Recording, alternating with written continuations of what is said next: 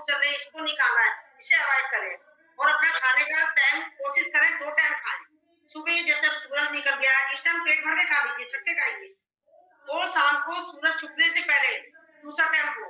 बीच में आपको भूख लगती है तो आपको क्या करना है, फ्रूट्स खा लीजिए, कुछ खा लीजिए, हल्का फुल्का खा लीजिए, क्योंकि ये खाना हमारा 8 घंटे में पचता है। अगर 1 घंटा खाना हमारा 8 घंटे में पचता है तो हम बीच में हमारे को 2 घंटे बाद हम कुछ खा लिया, पहला तो खाना पचा नहीं है, फिर दूसरा भी हमने खा लिया तो क्या बनेगा, वो बैड कोलेस्ट्रॉल बनेगा, उसका जो हमारा ग्लूकोज बनेगा तो वो हमारे ब्लड में जाकर वो हमारा डायबिटीज बनाएगा। तो इसलिए एक खाने को पहले पचने दीजिए, पचने के बाद दूसरा खाएं। तो इसी की वजह से हमारा बैड कोलेस्ट्रॉल बनता है, डायबिटीज होती है, सिस्ट हो जाती है, गांठें बन जाती है, सारी प्रॉब्लम मेन खाने की है। तो हमें अपना लाइफस्टाइल चेंज करना है। अगर हमारा लाइफस्टाइल सही हो गया तो हमारे को किसी भी तरह की कोई बीमारी होगी। सही टाइम पे सोना है, सही टाइम पर उठना है, खाना खाना पीना हाँ कभी कभी हो जाए तो कोई बात नहीं, कोशिश करें ठंडा, जैसे ठंडा गरम, ठंडा भी खा लिया गरम भी खा लिया, विरोधा जो मतलब खाना होता है, ठंडा भी खा लिया गरम भी खा लिया, विरोधा आहार के ऊपर मैं किसी दिन बताऊंगी आपको, ये टॉपिक भी बताऊंगी। तो ये हम जो खाते हैं विरोधा आहार के द्वारा भी हमारे को अपना बताएगी अपने बारे में, गठिया को दर्द को आपने कैसे सही करना, ठीक है। अब घुमाएंगे तुरंत भाई मसूरों को,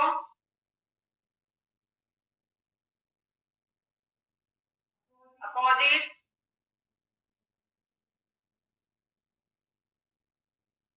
राइट ले जाएंगे मसूरे को, लेफ्ट ले जाएंगे।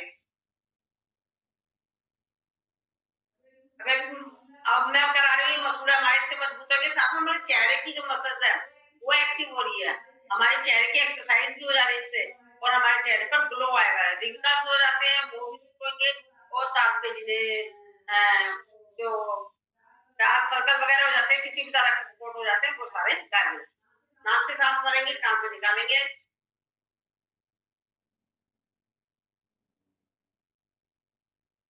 रिलैक्स।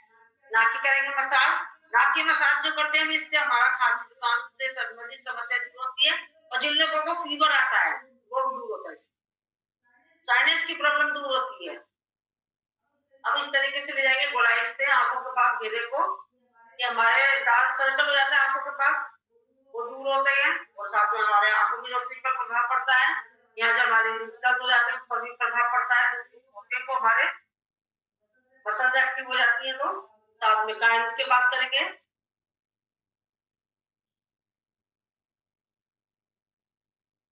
माथे की फोrehead पे करेंगे, इसके द्वारा हमारे माथे पे लकीरें हो जाती है वो दूर होती है, माइग्रेन की समस्या दूर होती है, सिर दर्द दूर होता है, चिड़चिड़ापन दूर होता है, ब्रेन तेज होता है, रिलैक्स। अब हम करेंगे इसी में सिंगरंजा कर लेते हैं,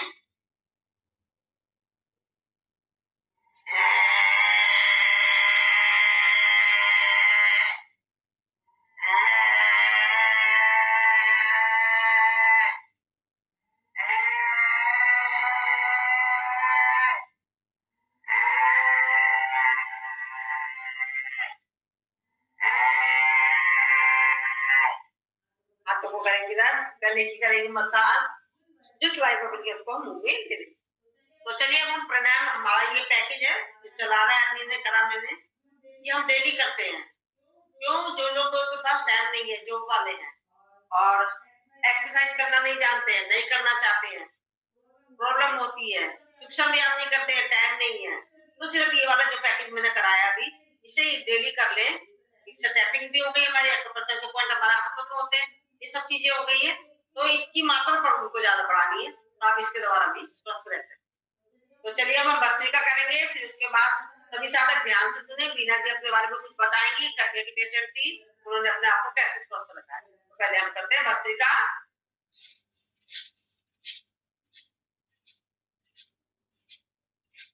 चेंज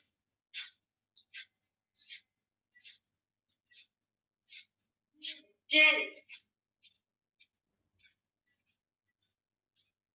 चेंज, और इसको खाली पेट का चक्कर नहीं है कि आपको खाली पेट करना है। भस्त्रिका के द्वारा हमारे शरीर में पूर्ण रूप से ऑक्सीजन का प्रभाव हो जाता है, जहां भी कचरा, गंदगी, डेड स्किन, टीबी, कैंसर, गांठ, सिस्ट कुछ भी है हमारे शरीर में से असाध्य बीमारी भी इसके द्वारा निकल जाए। इसको आप सर्दियों में ज्यादा करना है, गर्मियों में कम करना है। इसके द्वारा शरीर में हीट पैदा होती है। अगर आपको सर्दी लग रही है तो आप इसका अभ्यास करें, ठीक है। और ये मतलब प्राणायाम जो भी है एंटीबायोटिक है पूरा, कपालभाति वगैरह ये सब है। कपालभाति तो राजा है, और ये डीप ब्रीदिंग कहते हैं, ये डीप ब्रीदिंग है। तो चलिए हम कपालभाति करते हैं। और आपको मालूम ही है जैसा कि इस टाइम पर कपालभाति चलती है, तो वैसे तो बीच में भी हो जाती है फोटो, पर अब फोटो सेशन भी चलेगा इस टाइम पे। सभी अपना वीडियो खोलें और बीना जी अपना परिचय दें, आप अपने बारे में बताएं, आपने किस तरीके से गठिया को सही करा है। तो चलिए सुनते हैं। सभी वीडियो खोले अपना और कपालभाति करते रहे। बीना जी बताएं। सभी को राधे राधे। मैं बीना आगरे से हूँ। मैं मुझे बहुत परेशानी थी, मेरे ज्वाइंट में दर्द थे, सब हाथ पैरों में, गर्दन की मूवमेंट भी नहीं कर पाती थी। मैंने बेड पकड़ रखा था, लेटरिन बाथरूम कुछ भी कर नहीं सकती थी अपने आप ही, कुछ भी नहीं करती थी, मैं उठ भी नहीं पाती थी, बेड पे पड़ी रहती थी मैं। फिर मेरी सिस्टर, उन्होंने कहा दीदी आप कपालभाति अनुलोम विलोम करो। मैंने बेड पे ही कपालभाति अनुलोम विलोम करा और दवाई कोई नहीं खाई, सिर्फ एक हेम्योपैथिक की दवाई खाई है मैंने, हेम्योपैथिक की दवाई खाई है मैंने। और मैंने रात दिन योगा की है, उससे मैं आज आपके सामने हूँ, स्वस्थ हूँ, सही हूँ, बहुत अच्छी हूँ। ये देखो 2 उंगली है मेरी, ये टेढ़ी यूं हो चुकी थी उंगली मेरी, अब देखो ये उंगली में मेरी सीधी हो गई है। इसका मूवमेंट करती हूँ मैं, ये सब करती हूँ मैं। सुबह 6 बजे से मेरी एक्सरसाइज होती है 7:30 बजे तक। उसके बाद अब मैं अपने काम में लगूंगी। पहले मैं कुछ भी नहीं करती थी, एक गिलास पानी तक नहीं पकड़ पाती थी। मेरा इन हाथों में बड़ी परेशानी थी मेरी। अब मैं आप लोगों से कहती हूँ योग करो, निरोग रहो। और आपने मेन क्या करा था बीना जी? आपने मेन क्या करा था? आपने मेन स्टार्टिंग कैसे करी थी जब आपने बेड पकड़ा हुआ था, जब आप इतनी भी समर्थ नहीं थी कि आप अपना पानी ले सको, आप अपने टॉयलेट जा सको, तब उस टाइम पर आपने क्या करा? कपालभाति अनुलोम विलोम, कपालभाति बेड पे पड़े पड़े। मंजू जी, ये क्या कपालभाति अनुलोम विलोम अपन एकदम शुरू कर सकते हैं क्या? अगर जैसे कभी करने की इच्छा नहीं होती एक्सरसाइज तो मैं बता दूं आपको, कपालभाति खाली पेट करी जाती है, ठीक है।